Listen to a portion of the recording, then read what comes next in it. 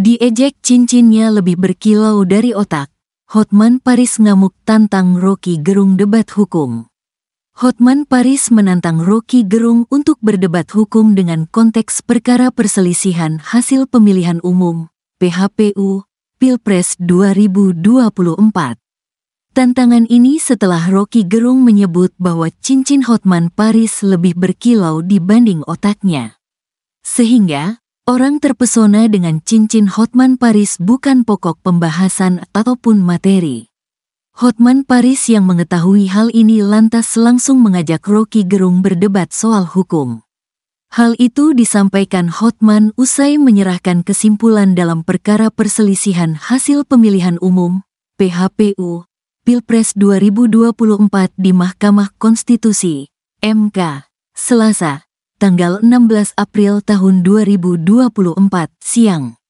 Hotman menyentil kuasa hukum paslon 01 dan 03 terpengaruh dengan pendapat Rocky. Mereka terpengaruh sama filsafat kosong dari Rocky Gerung. Yang dibawa adalah filsuf Kristen yaitu Romo sama psikolog. Rocky Gerung, aku tantang kau berdebat hukum ya, bukan berdebat filsafat Ho Ping Ho, ujar Hotman di gedung MK, Jakarta. Semua ini bermula ketika Rocky enggan menanggapi pernyataan Hotman yang disampaikan dalam sidang sengketa Pilpres.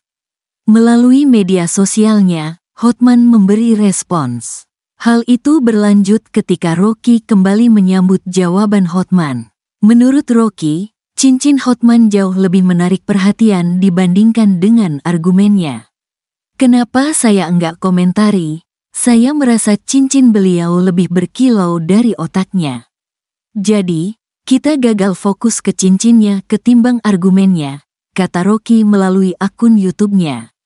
Hotman Paris saat ini tengah disibukkan dengan gugatan sengketa Pilpres 2024 di MK.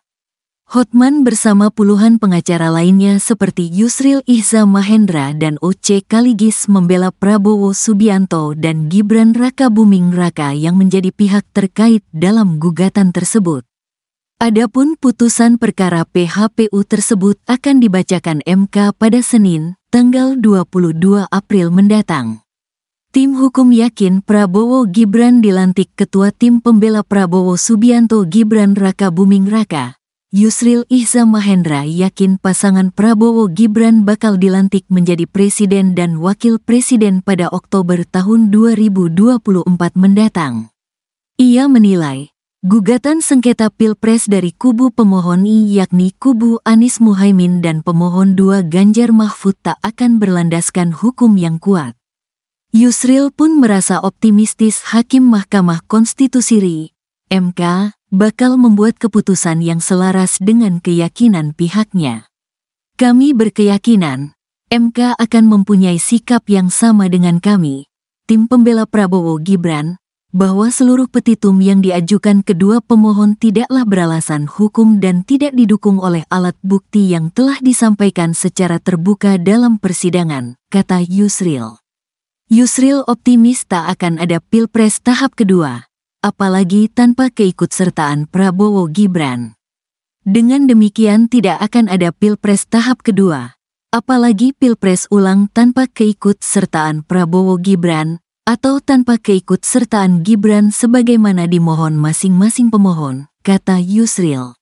Sebagai informasi, putusan hasil sidang sengketa Pilpres akan dibacakan pada Senin tanggal 22 April tahun 2024 mendatang.